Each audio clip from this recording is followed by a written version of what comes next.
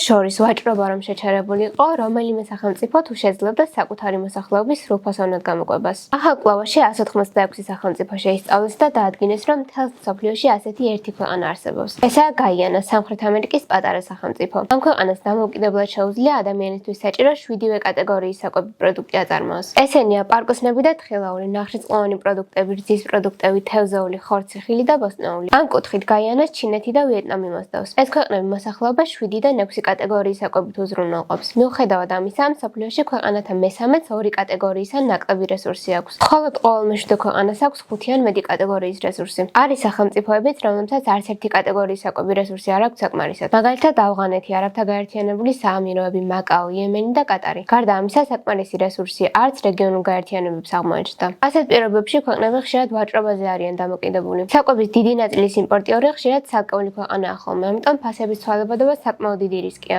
გამოდის დამოუკიდებლად თავის სრულფასოვნად გამოყვება ძალიან ცოტა სახელმწიფოს შეუძლია.